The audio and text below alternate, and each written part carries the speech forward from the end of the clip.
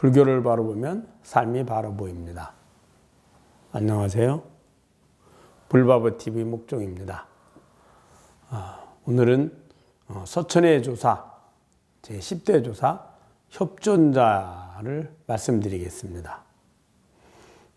협존자가 탄생했을 때 그의 아버지가 꿈을 꾸었다. 등에 보좌가 있고 보좌 위에 한 개의 밝은 구슬을 얹은 한 마리의 흰 코끼리가 대문으로 들어오는데 빛이 사부대중을 두루 비추었다. 그 꿈을 깨고 나서 드디어 태어났다. 그 후 복태밀다존자를 만나 좌우에서 시중을 드는데 잠을 자지 않았다. 그래서 이르기를 그는 옆구리가 자리에 이르지 않는 사람이라고 하여 이름을 협존자라고 하였다. 우선 여기까지 말씀드리겠습니다. 협존자가 태어날 때 그의 부친이 태몽을 꾸신 거죠. 등에 보좌가 있고 보좌 위에 밝은 구슬이 있는 그런 흰 코끼리가 대문 안으로 들어왔다 되어 있습니다. 그리고 그 빛이, 그 밝은 구슬의 빛이 사부대중을 도로 비추었다.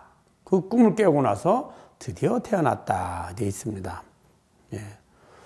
여기에서 보좌는 부처님의 사좌자죠. 그리고 밝은 구슬은 부처님을 상징합니다.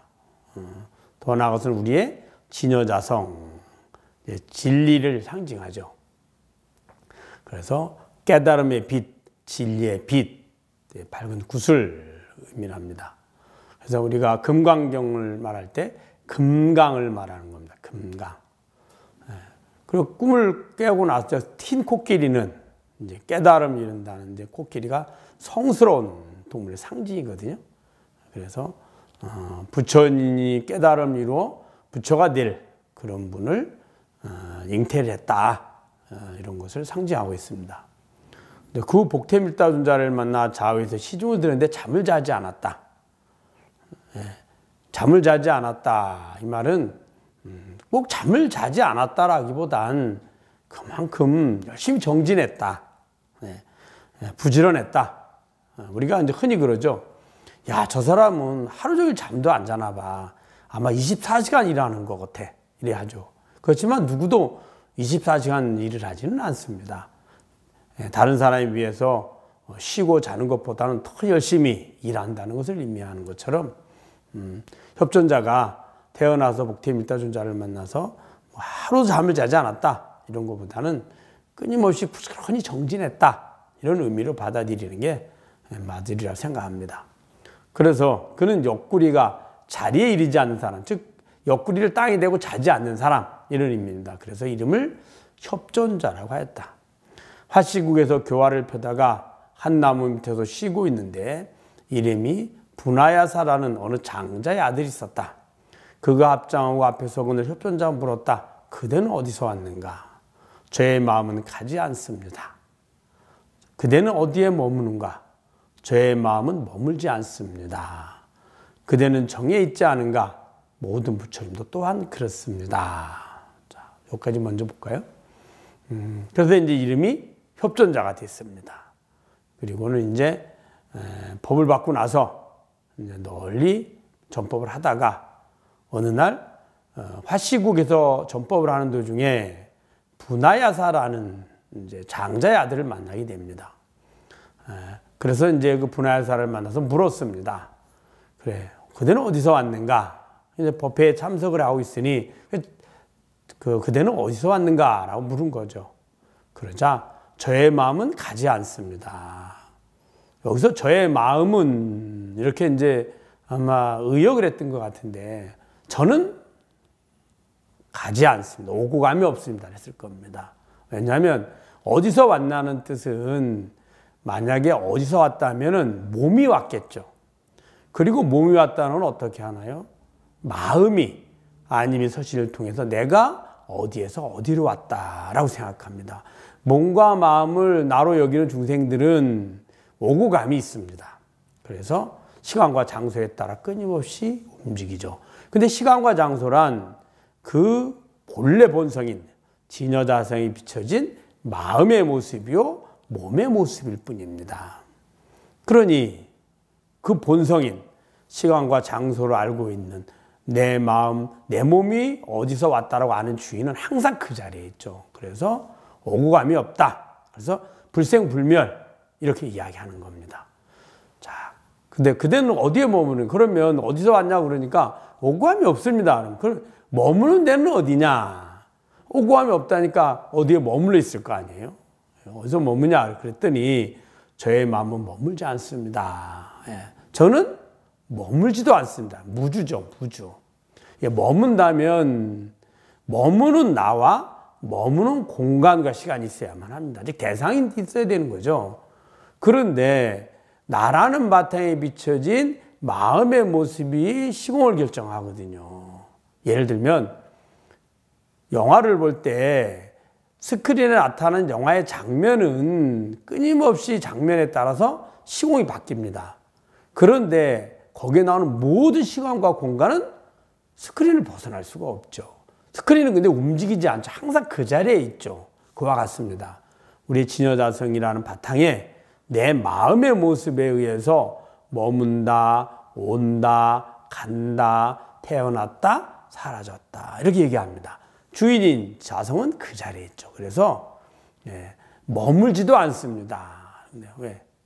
머문다는 건 머무는 주인과 대상이 있어야 되는데 그 머무는 주인인 나는 항상 그 자리에 있고 대상은 별로 실체하지 않거든요. 그걸 이제 우리가 무주라고 하는 겁니다. 그래서 저의 마음 머물지 않습니다. 그대는 그럼 정에 있지 않는가? 그러면 자네는 그럼 항상 정에 들어있는 거 아니냐라고 물은 겁니다. 선정에 들어있지 않는 거냐? 그러자 모든 부처님도 또한 그렇습니다. 즉 정에 들어있지 않습니다.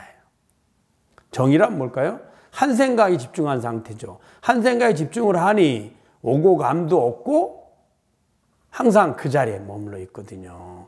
그런데 그 정이 깨어나면 어떨까요? 정에서. 즉 선정에서 깨어나면 다시 마음의 모습이 흘러다닐 거고 그 모습에 따라서 몸을 움직이고 하니 이동을 하게 되죠. 오고 감 있고 머물고 하게 되죠. 그런데 정에 들지 않는다는 거죠. 정에 들지 않아도 항상 오고 감도 없고 머물지도 않습니다. 자성은 정에 들어도 본 모습이고 정에 들지 않아서 마음이 산란해서 끊임없이 마음이 흘러다녀도 그 자리거든요. 그래서 그 자리가 바로 모든 부처님의 자리입니다 라고 이야기한 겁니다. 그래서 모든 부처님도 또한 그렇습니다. 협존자가 그의 뜻을 하시고 곧 출가하게 해서 구족계품을 주었다. 그리고 일러 말하기를 열애의 큰 법을 지금 그대에게 부족하노니 그대는 잘 보호하여 기억하라 하시고 개성을 살했다. 열애의 큰 법, 정법안장 이라 하죠. 영법안장 열반묘심입니다. 이것을 그대에게 부탁한다는 말은 법을 주거나 받는 것이 아니라 네가 깨달음을 얻었다는 것을 내가 인정한다는 거죠. 내가 증명을 하니 그 깨달은 바를 그 인연 따라 중생들에게 그들을 잘 안내해서 깨달음으로 길로 이끌어 줘라 라고 부탁하는 겁니다. 그래서 부족하노니 그대는 잘 보호하여 기억하라. 잘 보호한다는 것은 첫째는 진여 자성을 보호할 필요는 없습니다. 왜 그러냐 하면 아무리 산란심이 있어도 진여 자성은 그 자리고요. 내가 진여 자성 일깨워서 항상 그 자리에 머물러도 그 자리고요. 몰라도 알아도 항상 그 자리입니다. 그러니 자성을 보호하는 것이 아니라 일깨워서 기억하라는 말은 그 중생들을 잘 제도하라는 걸 기억하라는 겁니다. 그래서 전법을 한다. 즉 진여자성의 깨달음을 스승의 가르침을 잘 기억해서 받들어서 중생들을 잘 제도하거라. 즉 부처님이 이 땅에 오셨고 면면이 전등조사를 통해서 전해진 이 법을 이제 네가 알고 깨달음을 얻었으니 그것을 너도 역시 중생들을 위해 제도하고 전법을 해라 라고 하신 거죠. 하시고 개성을 설했다. 참다운 모체는 자연히 참다운 것이니 참다움으로 인하여 이치가 있음을 설한다. 참다움과 참다운 법을 알면 행함도 없고 그침도 없다. 참다운 모체는 자연히 참답다. 이게 아주 중요한 말입니다. 그 깨달음의 본체는 내가 노력해서 얻어지거나 내가 조금씩 만들어서 이루어지는 것이 아니라 본래 참답다. 자연이 본래 있었다는 거죠. 그래서 자연이 참다운 것이다. 내가 노력해서 만들어지거나 누군가가 그것을 이루어주는 것이 아니라는 뜻이에요. 항상 그 자리에 본래부터 있었다는 거죠. 그러니 참다움이란 그 참다움 깨달음, 그 진여자성입니다. 그 진여자성으로 인해서, 즉 참나라고도 하죠. 인하여 이치에 있으면 설한다. 그 자성으로 인해서 이 세상을 보면 거기에 보여진 그러한 세상의 모습을 설한다는 거죠. 그 세상의 모습이 어떤 모습이냐? 바로 반야예요. 존재하는 모든 것은 그 변하지 않은 본래부터 있었던 참다운 본체, 즉 진여자성. 그래서 진여자성 이렇게 한 거죠.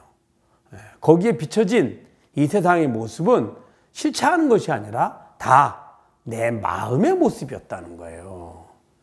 그래서 마음의 환영인 거죠. 근데 우리는 그게 마음의 환영이 아니라 실제로 있다고 착각하는 거죠. 착각의 근원은 내 마음과 내 몸을 나로 착각하는 바람에 나머지 모든 것이 실제로 내 밖에 존재한다라고 착각하게 된 거예요.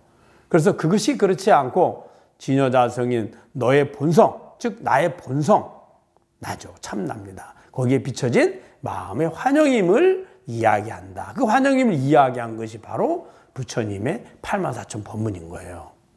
그래, 참다움과 참다운 법을 알면 행함도 그침도 없다. 참다움은 그 진여자성을 딱 알면 참다운 법, 참다움과 참다운 법이 어떻게 다를까요?